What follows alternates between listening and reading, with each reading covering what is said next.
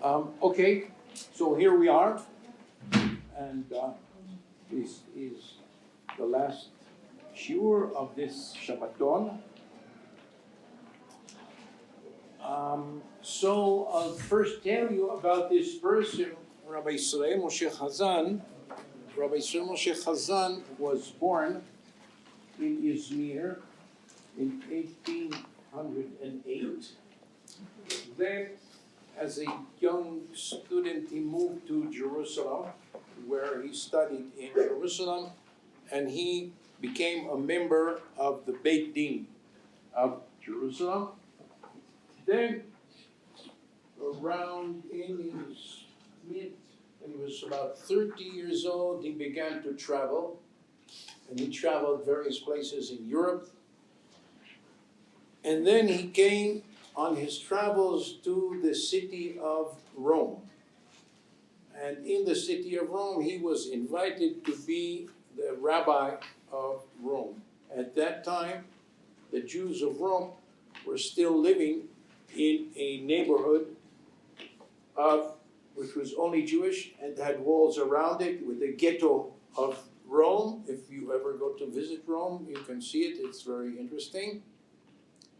And he served as rabbi there for about 5 or 6 years, and then his health, the doctors told him he had to go to a warmer place. So he went to be the rabbi on the island of Corfu. And then he, after some time, became the Mekorot, the rabbi. He was the rabbi of Corfu. Then he became the rabbi of Alexandria of Egypt. And around the year 1862, when he was 53 years old, he came on a visit to Eretz Yisrael, which at that time he had to go through Beirut. And on the way he got sick and he died. During his lifetime, he died at a relatively young age. So during his lifetime, he wrote and composed several books, some of which were published during his life, and some of which were in manuscript and were published afterwards. One of the books that he published afterwards is a volume of responsa called Kerach Shel Romi, which is a fancy way of saying the city of Rome, where he had been the rabbi. And in this book, the first teshuvah, the first responsum, is what we are going to be looking at now. And it's about the following question, that all of the Jews in Rome are living in this one neighborhood. They have in one place 4 Batei Knesset, okay? And the people don't come on time to tefillah. So someone had the idea that we can make near the Batei Knesset a nice tower. On the tower, on top will be a big clock. And there will be bells in the tower. And when it's, let's say, 1 o'clock, boing, there's one bell. Then 1:15, there's a different, and then 2. Okay, so then everybody would know what time it is, and they wouldn't have an excuse not to come, because not everybody could afford to have a wristwatch. So they said, oh, that's a wonderful idea, but then they said there's a problem. In fact, there's many buildings in Rome that have near them a tall tower with bells. What are these buildings? Churches. So maybe it's forbidden because of Hokot HaGoyim. This is exactly a religious Jewish building. It's going to have a tower with a clock, with bells, and maybe this is forbidden because it's the ways of the Gentiles. And so Rabbi Yisrael Moshe Hazan wrote a long teshuvah to answer this question, and the general move in the teshuvah is to how do we define what is Gentile and what is human. Okay? Gentiles use toothpaste to clean their teeth. Maybe it's forbidden for us to do that because that's what the Gentiles do. Okay? Gentiles have glasses. Maybe it's forbidden for us to have glasses because the Gentiles have glasses. Okay? So logically, it seems in the beginning of the question, when you ask the question, you realize that it can't be that everything that the Goyim do is forbidden, right? Because then who could live? On the other hand, there are some things that the Goyim do. Okay, they have here a statue of Zeus, and they bring some animal, and they kill the animal, and they throw the blood, they give it to Zeus. Okay, so this obviously is forbidden. But where is the line between what is forbidden and what is permitted? This is actually the topic of the teshuvah of Rabbi Yisrael Moshe Hazan. As we will see, there are two different parts of this teshuvah. The first part, he answers the question. He has several moves, several logical moves, and the end of this is, yes, the answer is, it's allowed. It's allowed to make a tower with bells near the Beit Knesset. And if he had written the whole teshuvah only to answer the question, he could have ended there. But no, you can see that what he really wants to say is much more than just about a certain bell tower. Do you have mekorot for all these people that are coming? Yeah. Okay. So he wants really to present this topic in general, and that's what he goes on to do in the second, longer part of the teshuvah. So, first we have here a summary in English, which I will go through with you about the first part of the teshuvah is a bell tower for a clock, permitted or not permitted. So the first, he says, well, I don't have to begin this from zero because there was a great rabbi who lived in Italy, who died in 1480, called Rabbi Yosef Colon. And Rabbi Yosef Colon was already asked a similar question, which is that there at that time already were Jewish people who studied in university medicine. And if you studied in university medicine and you reached a high degree of being an expert doctor, you could wear a certain cape, in Italian cappa, okay, a gown, which showed to everybody that you are a famous doctor, and then for the same work you would get 3 times more money. Okay, or you could do certain things that other doctors couldn't do. On the other hand, where did the Italian universities get the idea of what type of garment shows how important you are? From the Catholic Church. Okay. Now, the truth is that the Catholic Church themselves didn't invent it. They got it from the senators of ancient Rome. So it goes back, but specifically in Italy, the universities, and even today you see there's ceremonies in universities. What do they give people? Wear certain gowns. Nobody uses that usually today, and special hats and this. So all of this comes originally from the Middle Ages, when the universities copied from the important people of the Catholic Church. So the question was, if a Jewish doctor could wear this kappa, he studied for many years, and this is the sign that he's an important doctor. Could he wear the kappa, or is it asur because of Chokot HaGoyim? That's what the Goyim do. That's what the people in the church do.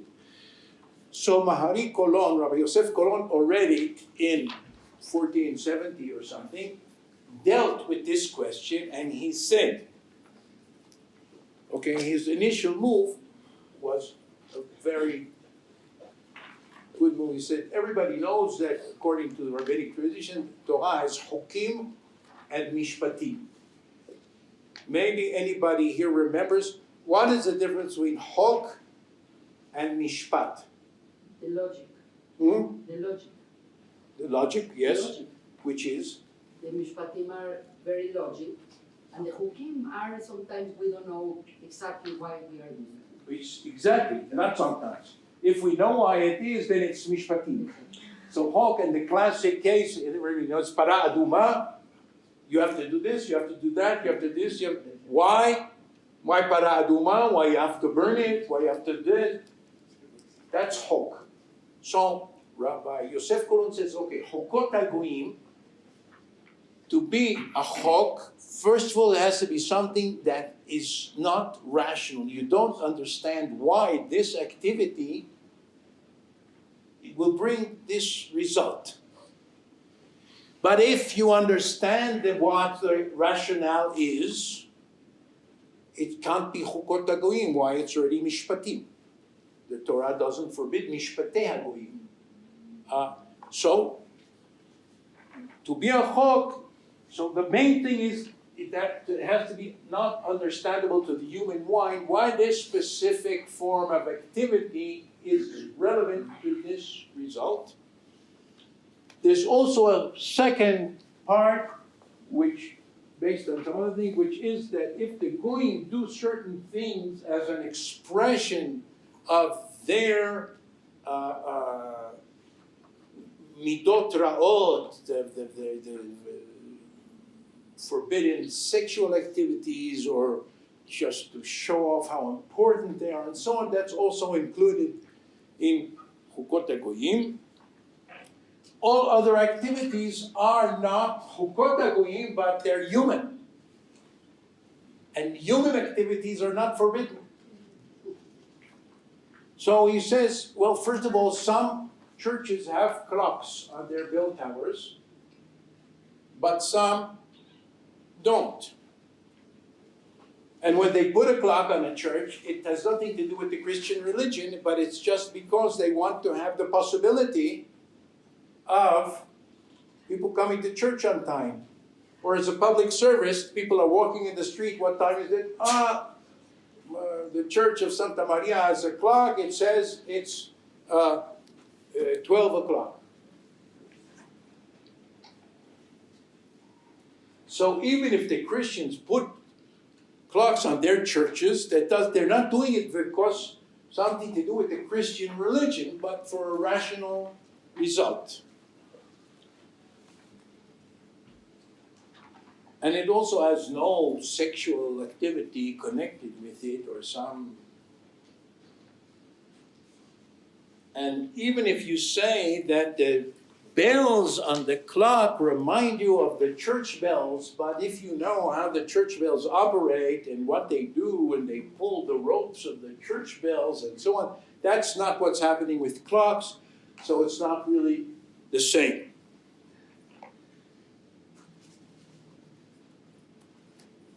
And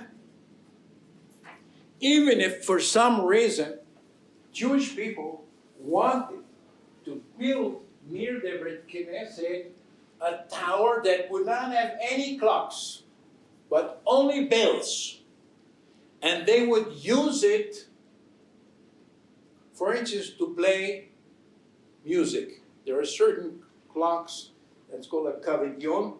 They have many bells, bigger, smaller, and so on. And if you pull them in a certain way, you get music with different notes.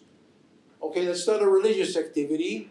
So if you would build a bell tower and have music from the bells to make it pleasant for everybody, that would also be permitted, says Rabbi Yisrael Moshe Hazan, and then he points out. Excuse me, you didn't say what said Rabbi Colon? Rabbi Colon eventually says that, yes, the person who is wearing this gown is not wearing it in order to imitate the church. Okay, so He allows it. He allows it. Yeah, he allows it. Sorry, I didn't mention it. Okay, he allows it because he said the doctor is wearing this is not going to imitate the church. That's how doctors show that they are important experts, and therefore the people that do it, there's no religious connection, and it's okay. So both of them, Rabbi Hazan and Rabbi Colon, allowed. Yes. Sorry. So then he says, in fact, Rabbi Yoel Sirkis was an important rabbi in Poland and wrote a commentary, for instance, Beit Hadash on the Aturim,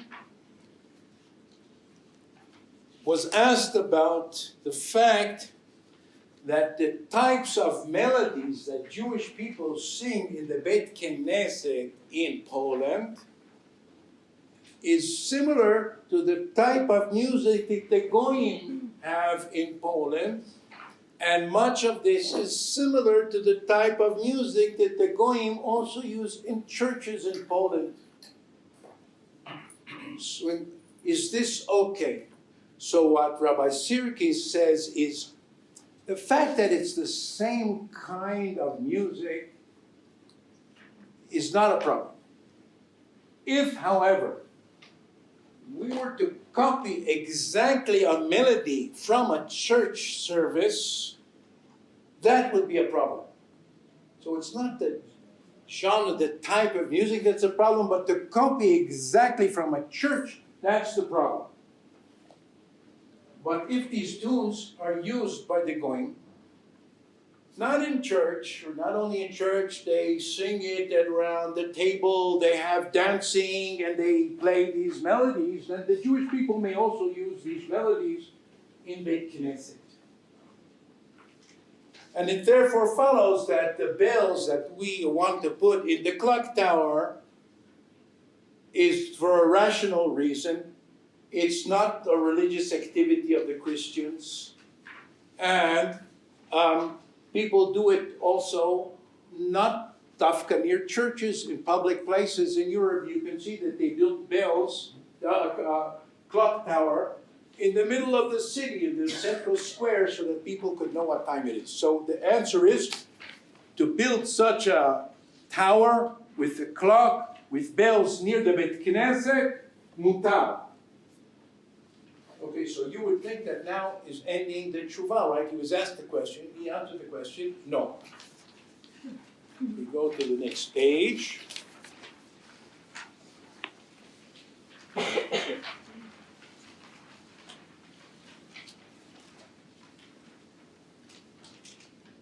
He says, no. And now is beginning Rabbi Hazan, Rabbi Yisrael Moshe Hazan, to move beyond the Beit Chadash, to move beyond what Rabbi Yoel Sirkis says. And he says, even if there would be tunes and melodies that the Goyim use in their religious ceremonies, and the Jewish people living in that area would feel that this music has a positive spiritual religious effect, the Jewish people could use exactly those same melodies. Okay? The reason is that the type of music or the type of activities or the type of experiences that have an influence on us is from social conditioning of the area that we live. Okay? This morning they came, they said, you're going to eat a Mexican breakfast. Now, I have never eaten a Mexican breakfast. People in Israel, when they come to breakfast, don't expect that kind of breakfast. But for some reason, when the kosher caterer was preparing this food, he thought to prepare a Mexican breakfast. Why? Because people in Mexico, that's what they like to eat for breakfast. Just a minute, Goyish breakfast. No, it's a Mexican breakfast. People in Mexico like it. The Goyim like it. The Jewish people like it. It's not a problem. But where did they get to like it? Why is the Jewish people from Halab and the Jewish people that came here from Europe and from Turkey, how did they come to like a Mexican breakfast? Well, it's because they are part of Mexican society and Mexican experiences and so on. And therefore, what seems normal to people and what experiences influence them and what worries them and what gives them pleasure and so on is culturally conditioned from the place where people live. And it has nothing to do specifically at this point with religion. Okay? The type of music that people like to hear is influenced by the place where they live. And so Moshe Hazan goes, he said, the same is true of religious music.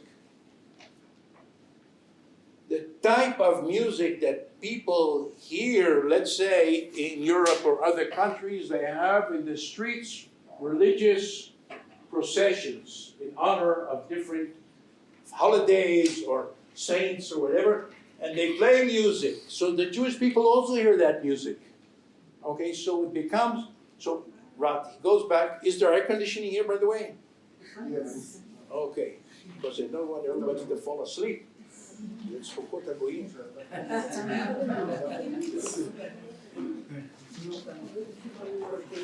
So,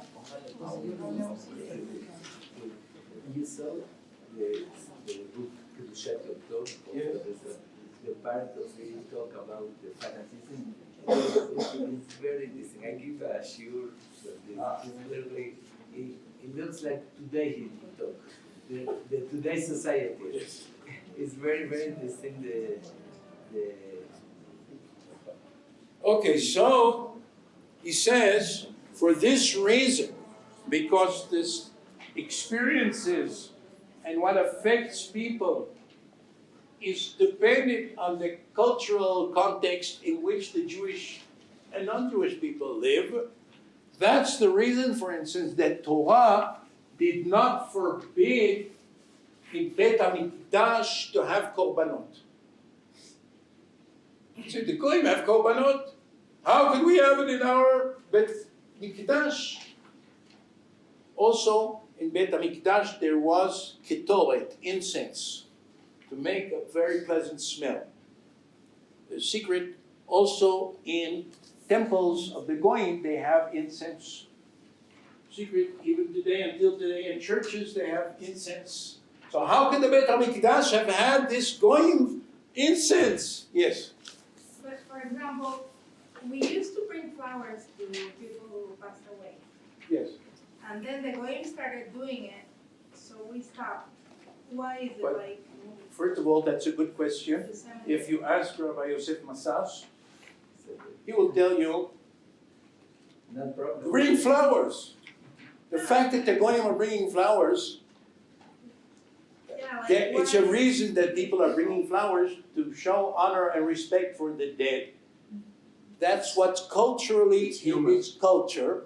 And therefore, Rabbi Yosef Massas was asked about this, and he said, you can do it. Yeah. In fact, if you come in Israel, if there's an official funeral, somebody, Chas v'Chalila, was a soldier killed, and they have an official, they always bring flowers, and if this flower is from the prime minister, this flower is from the head of the Knesset, this flower, and they bring flowers and they put it there. Okay, so So it's not- why people here said it's not good, I don't know, but it's not necessarily that this is the Because they position say of. that the neshama can still smell from this world. Okay, so that's very interesting.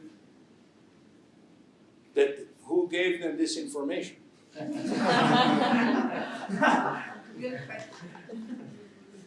I don't know, Many of us are probably waiting to get information from Olam Haba, but Yeah, I had Okay. to be written somewhere. okay, I always see many times now in Israel, there's elections, right? All the time, elections, and in each elections, it tells you what the rabbi of Chabad wants you to vote. Don't want. Sometimes he wants you and sometimes he doesn't want you to vote, but always there's people that can tell you what the rabbi of Chabad wants. But I think since 1994 or something, what communication do we have with him? Okay. But anyway, so You voted for Bibi? what? Bibi, you voted? Of Chabad, if they voted, Oh, you voted for Bibi? I'm not allowed to say who I voted. Political question. What you said, the Rambam says the korbanot is because the goyim has also to do the same, but in The Rambam, it's true. The Rambam says the answer to this question, so his answer is different. The Rambam says the answer to this question is that the Jews at that time were so used to korbanot that they would never accept the idea to have prayer without korbanot. And the Rambam says, you know, it's the same as if today we would tell people to have prayer only by meditation. From which you could see that maybe the Rambam thought that prayer by meditation was good, but that people wouldn't accept it. So that's what he says about korbanot. But Rabbi Yisrael Moshe Hazan says no. He says, since in ancient times this was the way that people experienced worshiping God, the Torah wanted to enable people to have that experience according to the cultural context in which they live. When the Rambam. No, okay, depends how you understand the Seder. So he says, and here in Hebrew, I'll read it to you and explain. And the proof of this is that God did not forbid the korbanot, and He didn't forgive giving presents to the Kohanim. And the fact that the Goyim also do this is not a reason for us not to do this. The fact that the Goyim do things, that itself cannot be a reason for us not to do it. If it works. And here, to my mind, the interesting thing, if it works or not, is not if it works rationally, but if it works on your experience. If something produces a certain type of religious experience, it works. And it's rational to want to have a religious experience that works and good and affects you. And he says here where it's more dark here, the original is in colors. The same thing is true with music. Part of the temple worship was the Leviim were playing music on instruments and singing.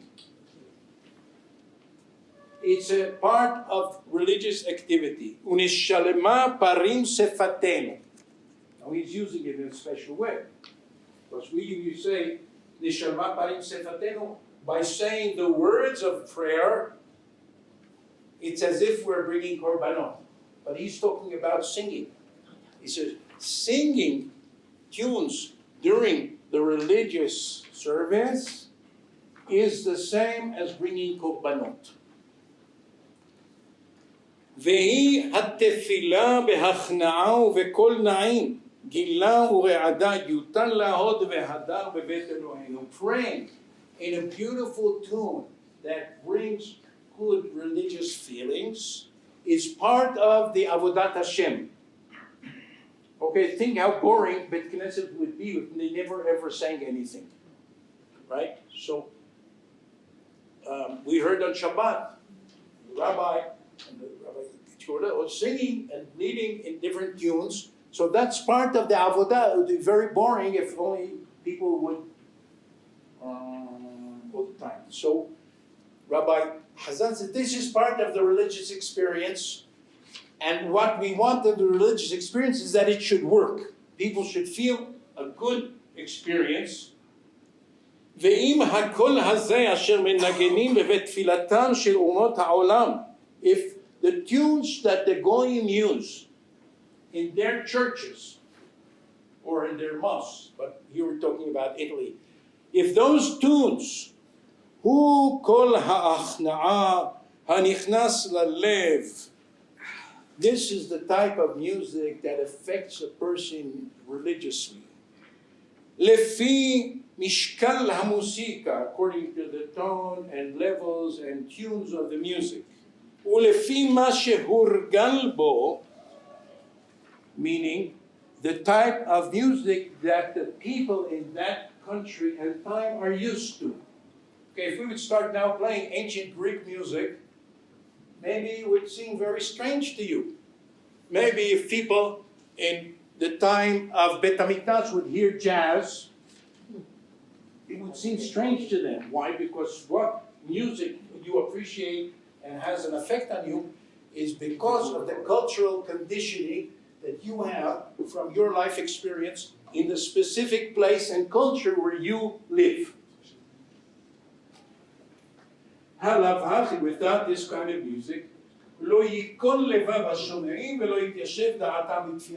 this is a part of the tefillah that's important to have such music. Can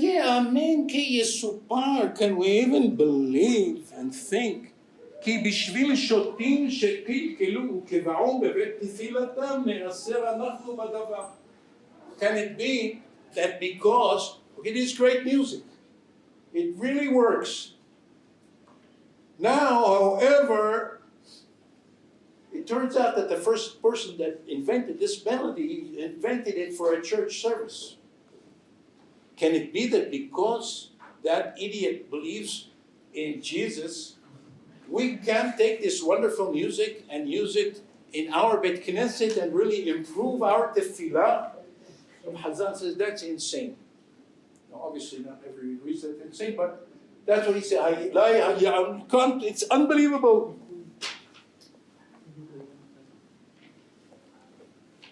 And he says the same that there was Ketoret and Bet HaMikdash and so on, because what works and has a positive religious effect, and the reason he says, and now he gives a general cultural outlook in the where it's more dark, שאין אדם שליט ברוח הטבעי אשר יד כל אדם שווה בו.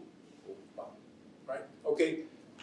People's human nature is created by the culture and the time and the place where they live.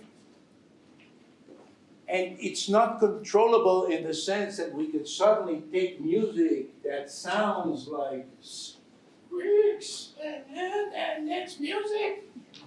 Okay, it could be that in some Aborigine culture in Australia, that's yes music. But to us, that sounds terrible. Why? Because of what we got used to, the experience of our lives.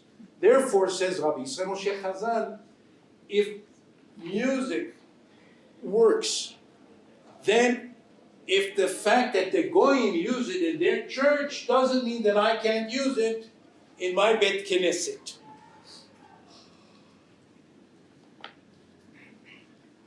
האם יוכל האיש הישראלי האיטלקי דרך משל, for example, להפוך טבעו בטבע נקנה? Can a Jewish Italian person, specifically, he's giving the example, can such a person now be expected to suddenly use in Bet Knesset the type of music that in Italy is used for dancing in a bar?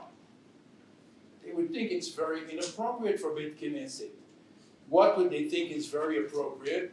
The type of religious music that they know from Italian culture is used in churches.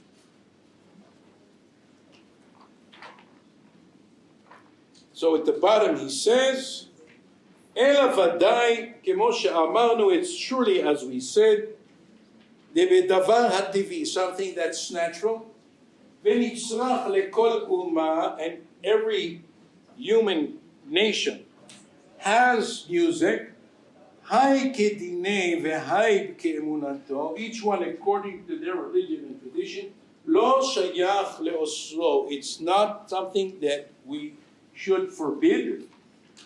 The ilama, for if not so, lo shavak tachayim, people would get all to give cultural expression to anything, because cultural expression comes from the area and culture in which we live.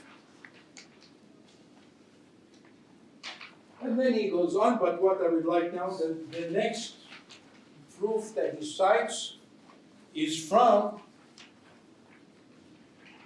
Rashba Rabbi Shimon,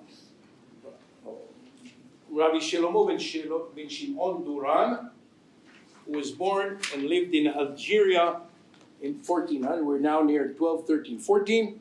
Okay, so the Duran family arrived from Spain in Algeria because even before the expulsion from Spain, which was in 1492, but in 1391, almost 100 years before the Girush, there was a whole pogrom in Spain.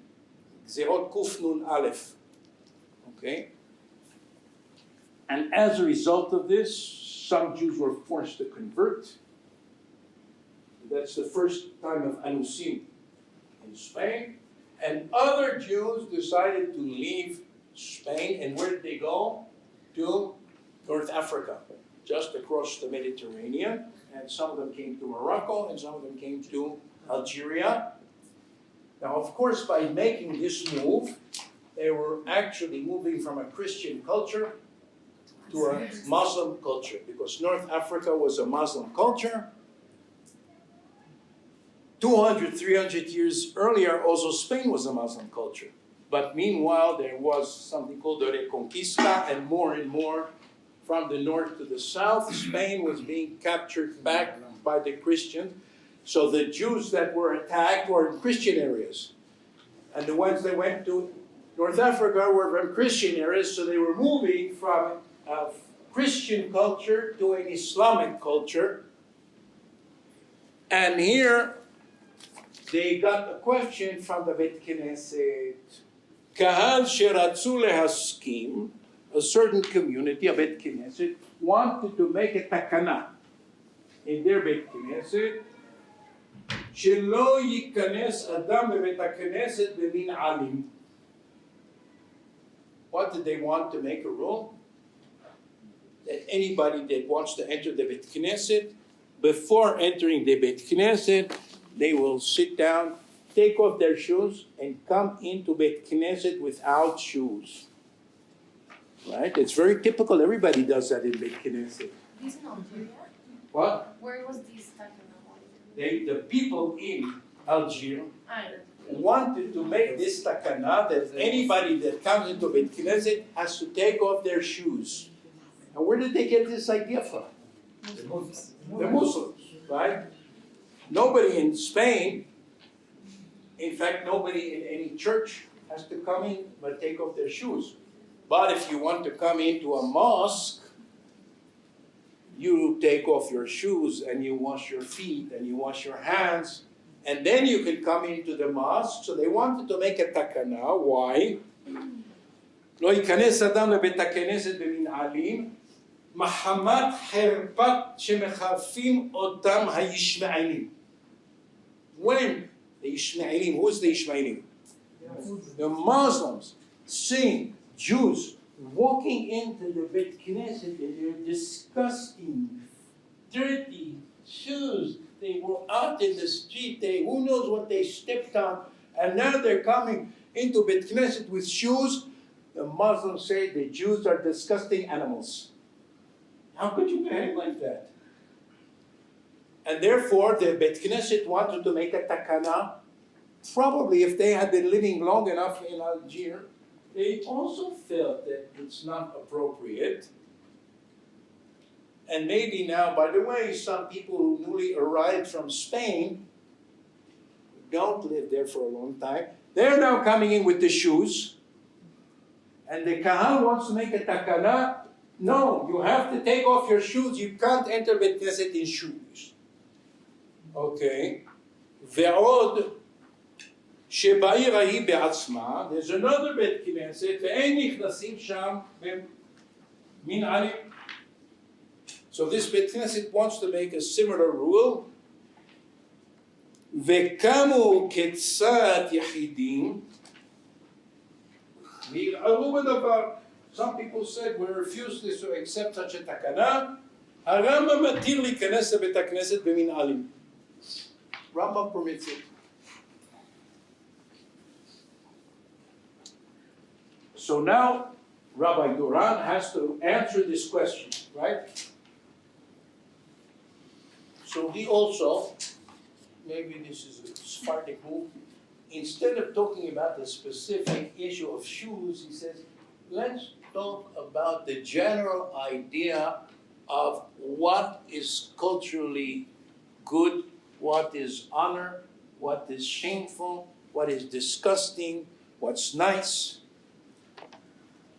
He said, דבר ידוע הוא שבית הכנסת ראוי לפארו ולרוממו ולכבדו ולהרחיק ממנו כל מיני גזענות. It's clear that the בית כנסת we have to treat with the greatest respect, honor, make it beautiful, make it nice, and to remove and prevent from the Beit Knesset any things that are disgusting or revolting.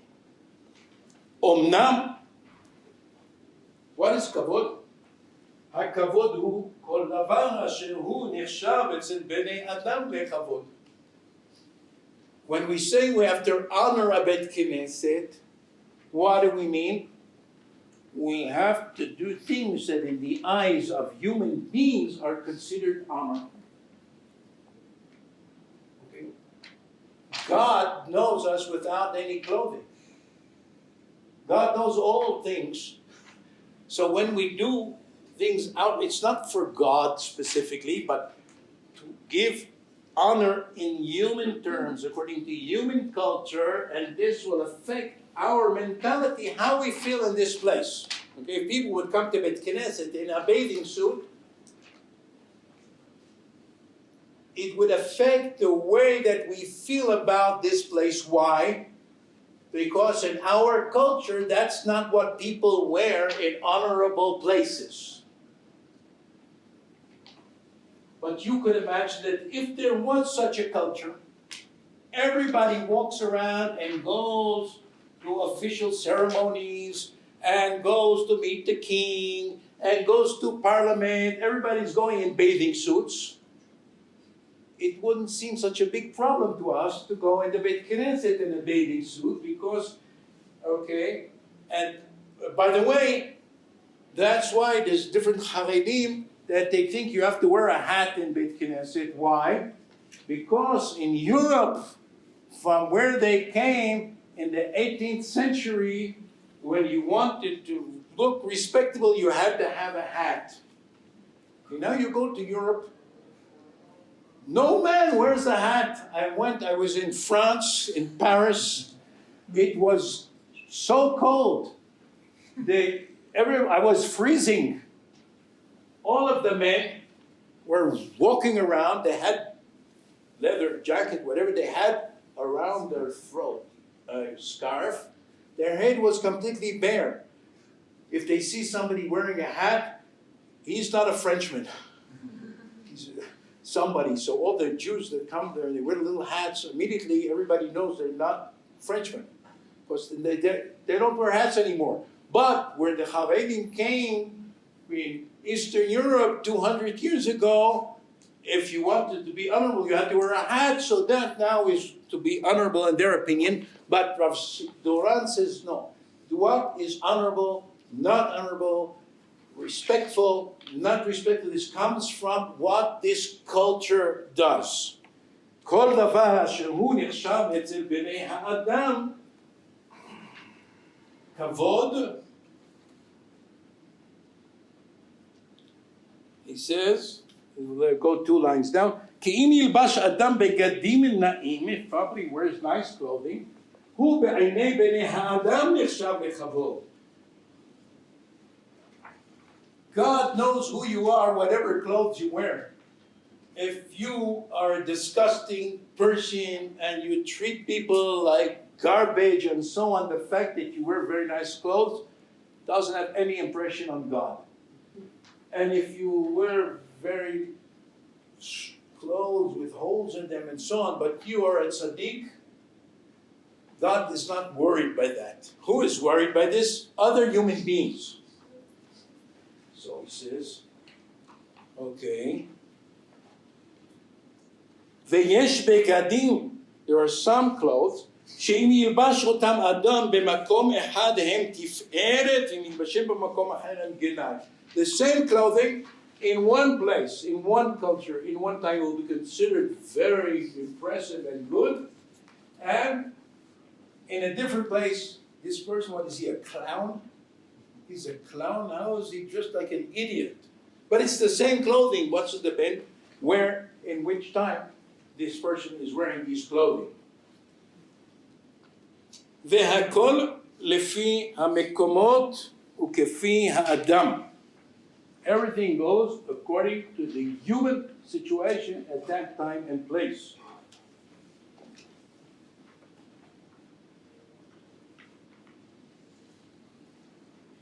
ולפיכך, דברים שאנו חושבים אותם גנאי וביזיון לאדם, things that we consider that if we did them before humans in a human spirit would be inappropriate, לא נעשים לפני הקדוש ברוך הוא ולא במקומות המקודשים. So how do we know how to dress in בית כנסת? If it's considered respectable and honorable in the culture in which we live. Okay, now let's go on to the next page.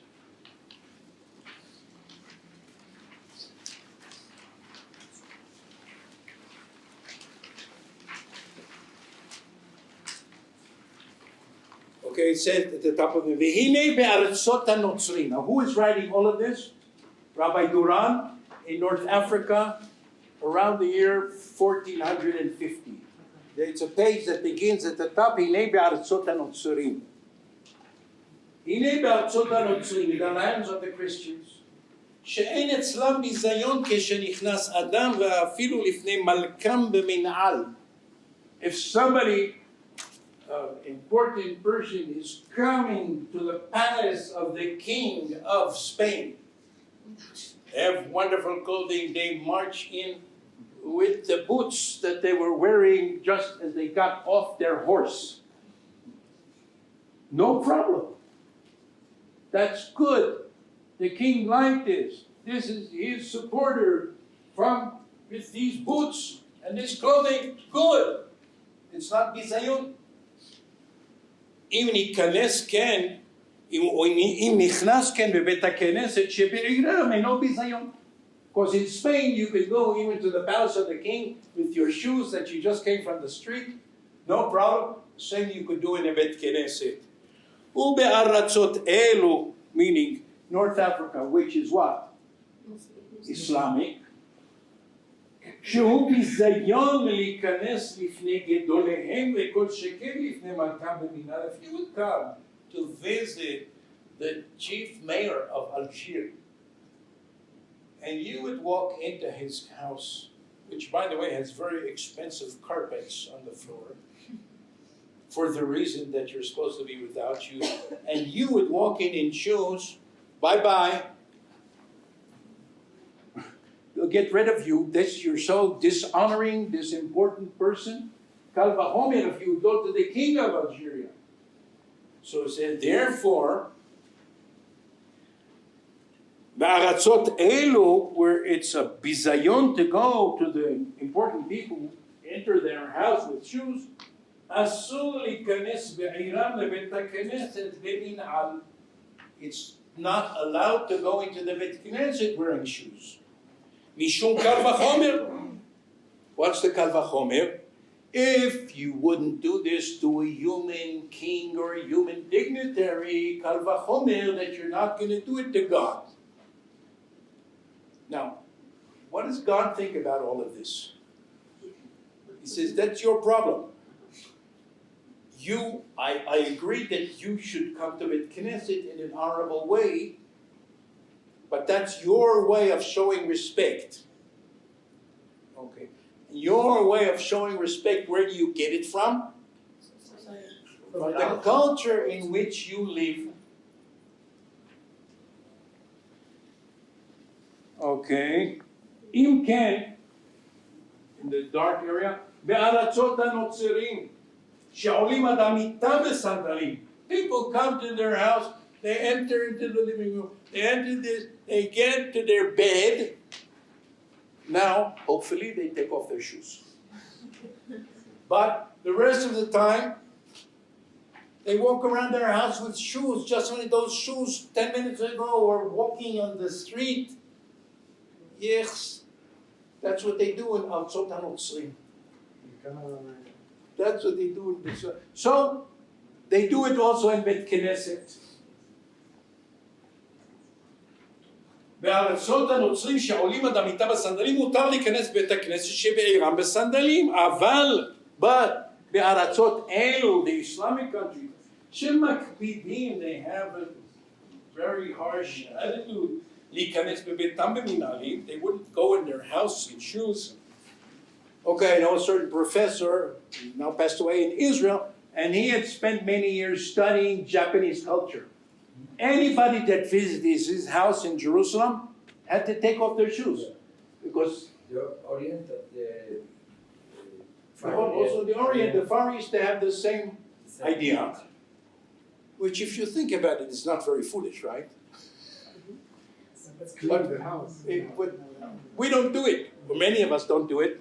In my house, I come in shoes, but it's reasonable to change, not to walk in shoes in your house. And בארצות אלו שמקפידים להיכנס בביתם בסנדלים, they won't go into their house with shoes, אסור להיכנס בבית הכנסת בסנדלים. And now he says, well, but maybe somebody will say, you know what? I do go into my house with shoes. He said, you are a dirty slob. You, in your disgusting activity, can't decide what's good for the Beit Knesset. ואין הדבר תלוי במה שעושה האדם בביתו, אלא במה שמקפידים בבני האדם. What is accepted, the general culture, as appropriate or not. שאם הוא מזוהם בביתו ונכנס בסנדלים, if he is a dirty, filthy person and goes into his house with shoes, אין ראוי לזהם בית אלוהינו. That doesn't give him the right to now come in shoes to the Beit Knesset in an Islamic country where everybody has different cultural views about this. על כן טוב הדבר אשר רצו לעשות, להסיר חרפת האומה אשר חרפונו. In addition to all of this, the fact that when we go into Beit Knesset, the goyim look at us and say, those Jews are disgusting. This itself is like a Hilul Hashem. And we should also take that into account when we decide how to behave in Beit Knesset. And then he offers a very general statement in the next thing. In the Alma, we can learn from all of this. שהדין משתנה בזה כפי מנהג המקומות. Halakha changes what you can or cannot do in Beit Knesset. Halakha changes, הדין משתנה כפי מנהג המקומות במה שחושבים אותו גנאי או במה שחושבים אותו כבוד. So now, Rabbi Hazan says, okay, what could we learn from this about our times? מעינן בזה הרשב"ש, he taught us, שאם אומות העולם, if the Gentiles, מפני שהם בני אדם, because they're humans, המרגישים ביישובו של עולם, they're part of a civilization, and they have certain things that are values and appropriate and behaviors in this civilization, if they're going תפסו באיזה דברים המורגשים המוחשים בכבוד הנפש העצמית ובדומית. They have certain behaviors or certain activities that they adopted the going because this is conducive to certain positive experiences. ואלו הדברים ליופי שלמותם והידורם. They thought these things are so beautiful and wonderful. סדרום או עשאום וקבעום ויחדו לבית תפילתם לכבוד ולתפארת. Because they think these things are so wonderful, they adopted and took this into their places of worship. Why? Because also they have the idea that places of worship should be beautiful, honorable, dignified, uplifting, a positive spiritual experience. And that's why they chose to do these things in their church or mosque. Or conversely, there's certain things that they said are disgusting, they will never do it in church. And what we learned, the Rashbash taught us, and now we're getting to the third line from the bottom, Jelomi Baya. It's not a problem. Ima Yisraelim, the Jewish people, Kirbu mechubadim bebet hakneset v'richaku mimenu hamevuzim ki demut umot ha'olam de'einam omrim mishum v'chukoteihem. First of all, if Jewish people they're living in the same country, they have the same feeling about what's dignified, what's respectable, what's spiritually uplifting, and therefore they do in their Beit Knesset what the Goyim are doing in their churches. That's fine. That's not Chukot HaGoyim, because we're not doing it because of some stupid reason that we don't know. We're doing it for honor and to give respect to God and to have a good religious experience. He says, but even more. Okay, he says, because why? שהראינו מיישובו של עולם גמרינן ולא מנין. When we choose certain activities and we think they're honorable, and the Goyim think they're honorable, we're not doing it to copy the Goyim. We're doing it to be what's honorable in this culture. כי גם אנחנו בני אדם. Because the world doesn't divide automatically, this is Goyim and this is Jewish. First of all, it begins that we're all human beings. We're all human beings, and therefore many activities and many experiences and many thoughts and many cultural ways of behavior. Why are we doing this? Why are the people in Mexico eating salsa? Of course, they're human beings. They don't want to copy the church, the Christians. Okay, they're human beings. That's why they're doing it. That's why we're doing it. אנחנו בני גם אנחנו בני אדם. המרגישים ובוחרים בטוב. We choose what's good and we like it. לפי רוב דעות בני תבל, according to what's widely accepted in human culture. Or בהרגל יושבי המדינה, or according to what is part of the useful and normal activity in this culture. איש ואיש יולד בה. Everyone does, and except we do it because we're part of that culture. And therefore he says, okay, so if we automatically would do things in the Knesset, which is the same that the Goyim are doing in their churches or mosques, and we didn't copy it from the church, but we took it because they're human beings, we're human beings, so that's what we do. He said, that's fine. But then he moves one further and he says, Adrabah, here the words again dark, מחויבים אנחנו להידמות עליהם ולפאר ולרומם כנסיותינו מנהר בתי כנסת כמוהם בכל מיני דברים המורגשים בכבוד הנפש יהיו עצמיים ומדומים. If we didn't know about it until now, but we saw now that in the church, the chairs are made from very beautiful wood and very soft cushions with a very nice dark red color. Now, until now, we didn't know about that. But now we saw in some magazine or some book of architecture that this is the beautiful chairs that they have in the church. And we look at it, we see it's really very beautiful. So I said, Adrabah, make a copy of those chairs and put it in the Bet Knesset, and everybody in the Bet Knesset will now feel that they're like in a palace of God. And the fact that you learned about it by looking in photos of the church, you're allowed to do that. As long as it's not something that you can claim is specifically connected to the ideals of Christian worship. Okay, so if there would be in the Christian Bible that Jesus was sitting on a red chair of this shape, and therefore all churches have to have this to remind us of the blood of Jesus, and that's why it's red, oh, so that's a problem. Because they're doing it specifically in a way to imitate and something that in the Christian religion is a source of their theology. But the fact is that it's not the case. You see in different churches that they have different, this is a Rococo church, this is a Renaissance church, this is a what? Of course, they had different architectural styles which were not connected with their Christian. But it had to do at that time and place what was considered very advanced and honorable.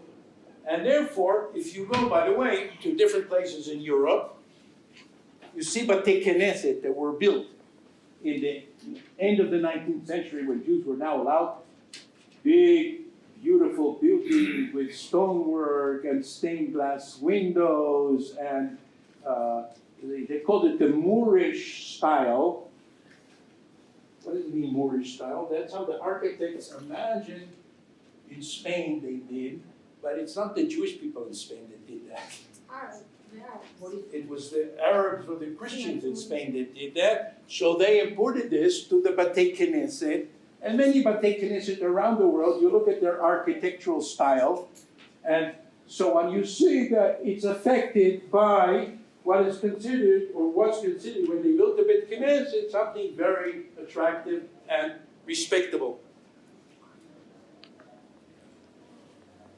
So what's the difference between that and the logic that you said when you started the class of the logic that Rambam said to the Korbanot? Okay, Rambam said, what's the logic that Rambam said to the Korbanot that we did the Korbanot when the Bet Knesset was Bet HaMikdash, because the Goyim also has that custom. So I think that reason is like the last thing that you said that is forbidden. What? Why Why is forbidden? Why? Because it's a Goy custom, because Avodah Zarah. Oh, so the question is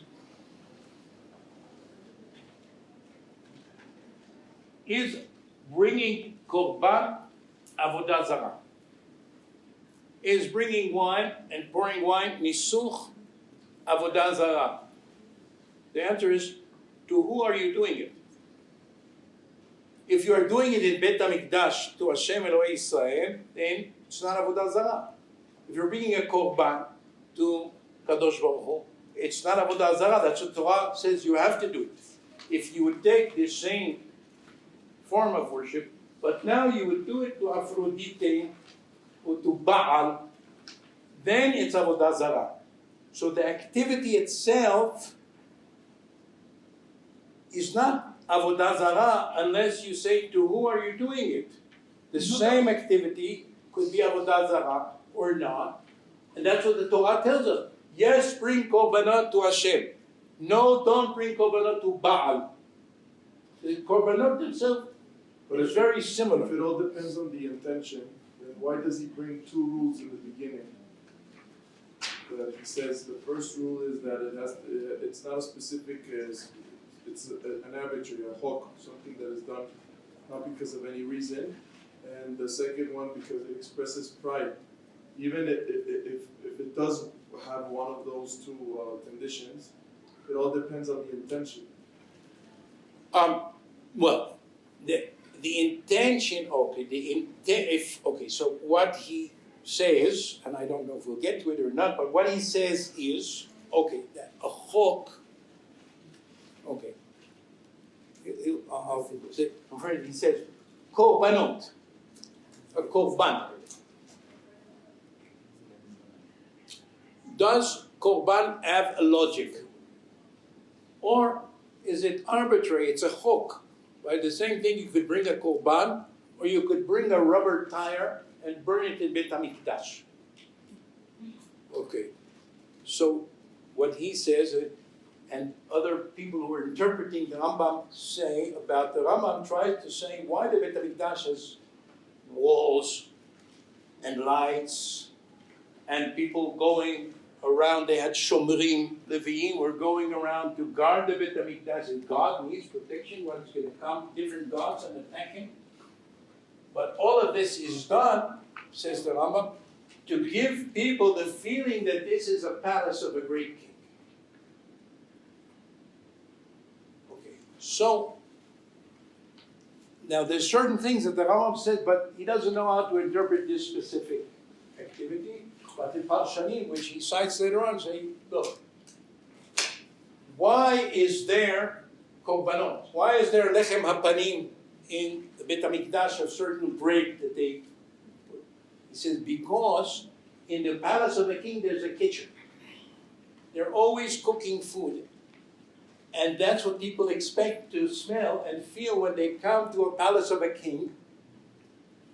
And this korbanot, and lechem hapanim, and the ketoret, which is very prevalent in the palaces and temples and so on. By the way, we are told by anthropologists and historians that if we were now to go and visit the house of somebody who was living in the year 900, there would be such terrible smells, we couldn't stand it. Why? Because they didn't have toilets. They didn't have a place to put the garbage, so it was terrible. They didn't wash so much. So that's why a lot of perfume and ketoret and so on was used by the important people.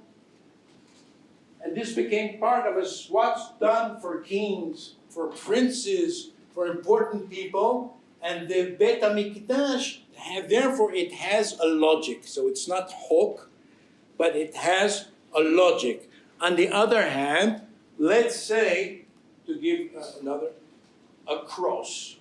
A cross also has a logic. It reminds us of Jesus on the cross. Oh, that's the problem. This object is specifically for a certain reason or a certain religion. Or if, let's say, a certain religion, the symbol of that religion would be a circle inside a triangle. And that's the symbol of that religion, so that's their hok. And if we would now use that symbol of Beit Knesset, that's a problem. But if we do something that we can explain that's rational, and to a certain extent in my belief, Rambam was an absolute rationalist, and he thought that all aspects of the body were really negative. Okay? Like he says from Aristotle, the fact that we have a sense of feel in the body and this, it's really disgusting because what's really spiritual is not physical.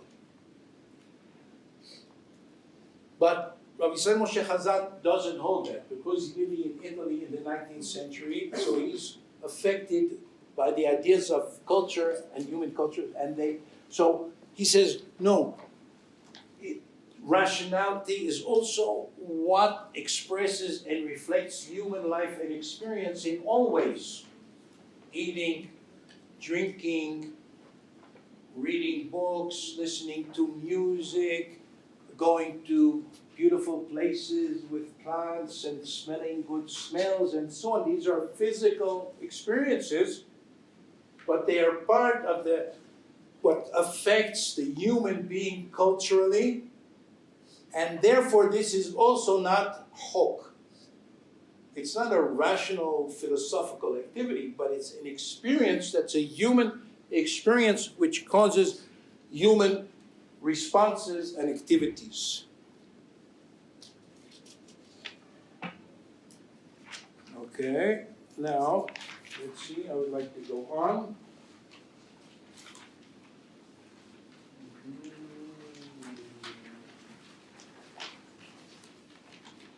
Okay, so in 21:22, first he goes on that some people think that part of making something that's very prideful and so on is to build very big buildings that are very beautiful.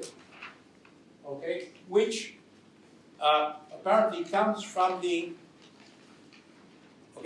there's a type of structure called basilica. Basilica originally was not a place of worship.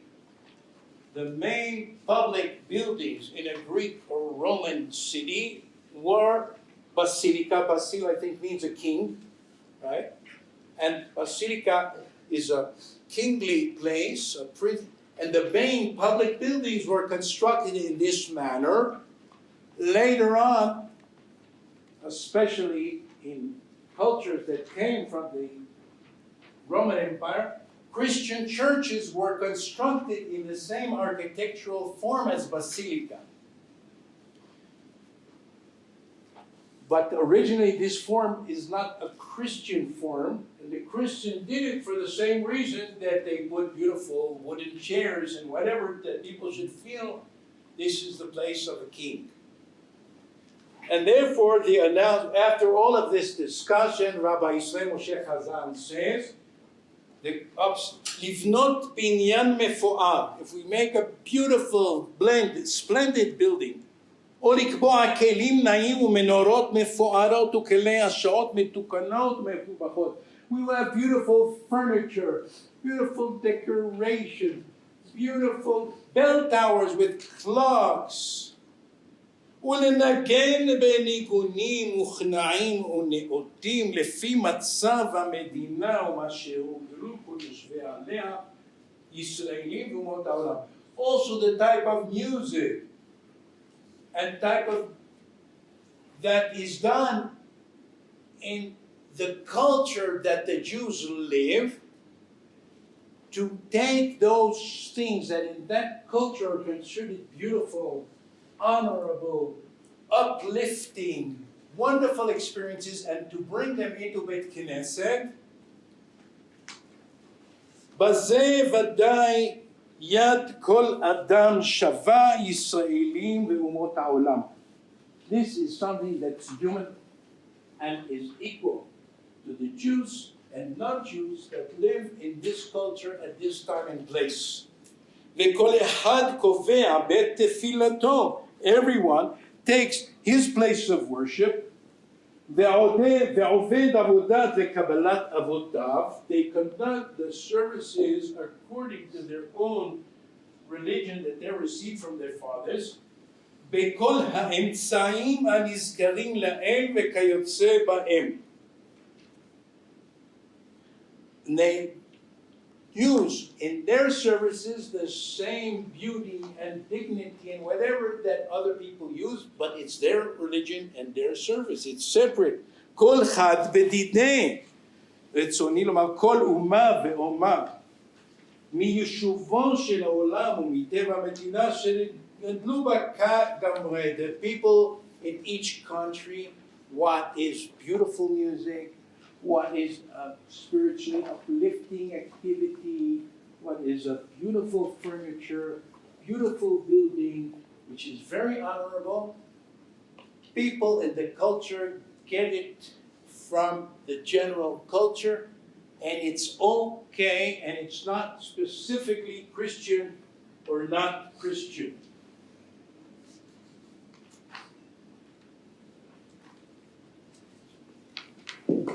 Okay, and then he says, "Velo mibaya," it's not a problem. She'en isur Yisrael idamot elehem. Not only is it not assumed for Jews to adopt these things from the general culture, ela aderabam mechuyav leidamot alehem. We should take all of these beautiful things into our Beit Knesset, kedei leromem bet Elohim, to make our places of worship as beautiful and uplifting and honorable as possible. Yes, please. What happens if, for example, the church does have indeed a reason for doing something that is religious, but we can copy it because we are worshiping the same God? For example, the ceiling, they construct it very high so that you remind yourself that God is. Okay. And then can we adopt that? Because there is a religion. Okay, so Rabbi Moshe Hazan would think that's a very good idea. If it really works. If it And works, people that and come into the Beit Knesset, oh, it's such a giant thing. We are here on the earth. God is up in heaven, and we now realize this religious truth. Then Rabbi Moshe Hazan would say, that's fine. Because the Christians are doing it for the religious experience. When they think about God, they think about Jesus or whatever they think. But we are not, but the experience is a religious experience that's not specific to the fact that these people are Christian, but what in this culture brings this feeling. So the question is, what would he prohibit? What does he consider a hok? Because everything you can give a rationale. First of all, we'll see, but that's the direction that he's moving.